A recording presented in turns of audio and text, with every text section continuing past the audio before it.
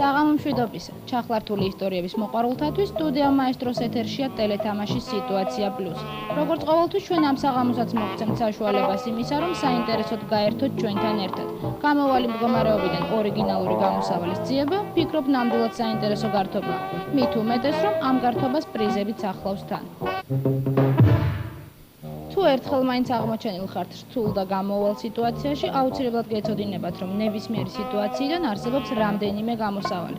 ყოველი ადამიანი თავისებური განსხვავებული ხერხებით ცდილობს გამოვალი მდგომარეობიდან თავის დაღწევას. ამას თქვენი სატელეფონო ზარები და შემოთავაზებული ვარიანტებიც მოწმობთ. ისევე როგორც ყოველთვის, ეს ვარიანტები ჩვენი წინა თამაშის დროსაც საკმაოდ მრავალფეროვანი იყო. მოკლედ შეგახსენებთ წინა თამაშის დროს წარმოდგენილ ისტორიას. ეს იყო ოდნავ ბანალური კონფლიქტი ახალგაზრდა მეუღლეებს, ცოლსა და ქმარს შორის. კონფლიქტის დასასრულიც ბანალური იყო, განშორება.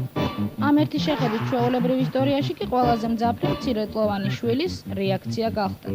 დედასთან დარჩენილი შვილი კატეგორიულად მოითხოვდა მამას. ახალგაზრდა ცოლ-ქმარის მცდელობა კი კვლავ ერთადერთყურად უშედეგოდ დამთავრდა. ამ სიტუაციიდან გამოსავალის ვარიანტები, რომლებიც თქვენ ტელეფონის საშუალებით მოგვაწოდეთ, სულაც არ გავხდნენ ერთმანეთს. ზოგმა გამოსავალი მეუღლეების ერთ სახლში, მაგრამ სხვადასხვა ოთახებში ცხოვრებაში დაინახა. ზოგიერთმა ჩათვალა, რომ ისინი რაზომღაც სასწრაფოდ უნდა წასულიყვნენ სადმე დასასვენებლად. ტრადიციული გზების მოყვარულობა ტრადიციული გამოსავალი შემოგთავაზეს. როგორმე კონფლიქტის დავიწყება და შერიგება. ერთმა ფსიქოლოგიური მეთოდიკის მომხრემ საერთოდ დეილ კარნეგის რჩევების გათვალისწინებაში იპოვა შველა. მოკლედ ვარიანტები საკმაოდ მრავალრიცხოვანი და მრავალფეროვანი იყო. თუმცა მე შეგახსენებთ, რომ ეს მხოლოდ და მხოლოდ თამაშია. ხოლო ჩვენი თამაშის წესების მიხედვით საჭიროა იპოვოს არა ჩვეულებრივი გამოსავალი, არამედ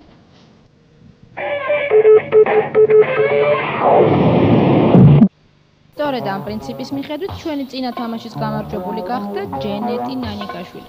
მისი აზრით შემოთავაზებული სიტუაციიდან ყველაზე ორიგინალური გამოსავალი ასეთი. ახალგაზრდა დიასახლისმა უნდა აიყვანოს ძიძა, ბავშვის გამზრდელი. და ეს ძიძა უნდა იყოს მისი მეუღლე, რომელიც მთელი დღე გაატარებს ბავშვთან, გაზრდის მიეხმარება მასში, მაგრამ მათ არანაირი ცოლქრული დამოკიდებულება არ იქნება, ეს იქნება მხოლოდ შეთანხმება და არც კონფლიქტი ექნებათ მომავალში. ახლა კი დღევანდელი თამაშის შესახებ. დღეს სიტუაცია პლუს გთავაზობთ ისტორიას, რომელიც პრინციპში არ უნდა იყოს თქვენთვის უცხო. სიტუაციის დაძაბვის მიზეზი კი შესაძლოა ოდნავ უცნაურადაც მოგეჩვენოთ. მოკლედ, უყურეთ და იფიქრეთ ორიგინალურ გამოსავალზე. მაშასე, ყურადღება. ეს ამბავი ერთ ჩვეულებრივ მხატვარს გადახდა. არა, მხატვარს კი არა, მუშას. თუმცა არა, ეს ამბავი გადახდა კაცს, რომელიც პროფესიით არც მეტი, არც ნაკლები ბუღალტერი გახლდა. დარწმუნებით ვერ ვიტყვით, რომ იგი ბავშვობიდანვე ოცნებობდა ბუღალტერობაზე. თუმცა აბსოლუტურად დარწმუნებით შეიძლება ითქვას, რომ თავისი სამსახური მას ძალიან უყვარდა და საკმაოდ დიდი გამოცდილებაც გააჩნდა ამ საქმეში. ჩვენი გმირი, ასე ვთქვათ, მოწოდებით იყო ბუღალტერი. ყოველ დილას იგი შესაშურისი ზუსტით ცხადდებოდა სამსახურში. დაწესებულება, რომელშიც იგი უკვე რამდენიმე წელია რაც მუშაობდა, არაფრით გამოირჩეოდა ანალოგიური დაწესებულებებისაგან. შეიძლება გამოირჩეოდა კიდეც, თუმცა ამას არ აქვს მნიშვნელობა. დაუბრუნდეთ ჩვენს გმირს. ჩვენი გმირი დილიდან საღამომდე ანგარიშობდა. უკაცრავად? ხო, ანგარიშობდა. და სულაც არ ბეზრდებოდა ეს საქმე. სხვა თანამშრომლებს კი ამ დაწესებულებაში სულაც არ ბეზრდებოდათ, მაგალითად ყავისმა ან ჭორაობა. თუმცა ამას სრულებით არ აქვს მნიშვნელობა. უბრალოდ ამ დაწესებულებაში ცხოვრება ჩვეულებრივი ტემპით მიედინებოდა. აქ ყველაფერი ძალიან ჩვეულებრივი იყო. ნაგვის ურნაც კი. ერთ ჩვეულებრივ დღეს ამ დაწესებულებაში მნიშვნელოვანი რამ მოხდა. დაანიშნეს ახალი დირექტორი. ეს მართლაც საინტერესო სიახლე იყო. მით უმეტეს, რომ ახალ დირექტორს ახალი ჩანაფიქრიც ჰქონდა. და ძალიან მალე ამ ჩვეულებრივ დაწესებულებაში ყველაფერი შეიცვალა. ნაგვის ურნაც კი. ახალი დირექტორი ახლებურად აზროვნებდა, ახლებურ მუშაობას ითხოვდა და თანამშრომლებთანაც ახლებურად ამყარებდა კონტაქტს. ერთ მშვენიერ დღეს ახალმა დირექტორმა ჩვენს ბუღალტერთანაც მოისურვა შეხვედრა. თავისი ახალი იდეების მისთვის გაცნობის მიზნით.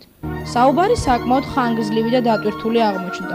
დირექტორი დიდხანს და ხატოვნად ცდილობდა გამოეხატა საკუთარი აზრი.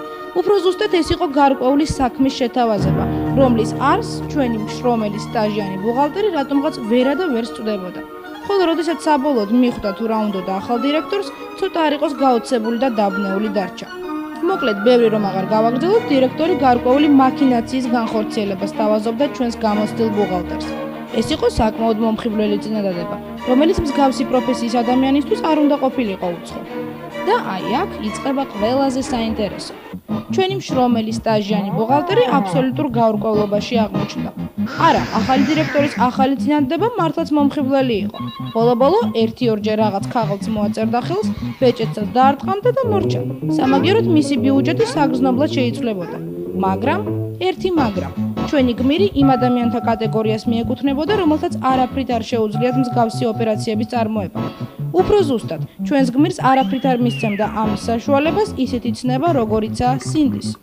ყველაფერი ეს ოდნავ სასაცილო და დაუჯერებელიც კი იყო, მაგრამ ნამდვილად ასე იყო. ხო მართლა, თუ ჩვენი პატიოსანი გმირი არ შეასრულებდა მოთხოვნას, ახალი დირექტორი უპრობლემოდ იპოვიდა ახალ თანამშრომელს მის შესასვლელად. თავისი საყვარელი დაწესებულებიდან წასვლა კი ბუღალტერს უბრალოდ პრინციპულად არ სურდა. ასე რომ, იძაბება სიტუაცია და ჩვენი მშრომელი, სტაჟიანი და თანაც პატიოსანი ბუღალტერი საკმაოდ რთულ მდგომარეობაში აღმოჩნდა. სამწუხაროდ. აი, ასეთი ისტორია გამოგვივიდა დღეს. ვფიქრობ, არ გაგიჭირდებათ ამ სიტუაციიდან გამოსავალის პოვნა. ასე რომ, ჩაერთეთ ჩვენს თამაში, იფიქრეთ, ეძებეთ და უბრალოდ გაერთეთ ჩვენთან ერთად. ისევე როგორც ყოველთვის, თქვენი ორიგინალური აზროვნების ნიჭი არც დღეს დარჩება ჯილდოს გარეშე. ანუ იმ შემთხვევაში, თუ იპოვეთ თქვენ გელით პრიზი. დღევანდელი თამაშისათვის დაწესებული პრიზი კი სწორედ ის საგანია, რომელიც ყველას სჭირდება ოჯახში. განსაკუთრებით კი მათ, ვინც აქტიურად არის ჩაბმული თამაშის სიტუაცია პლუს. მოკლედ ეს არის ტელეფონი.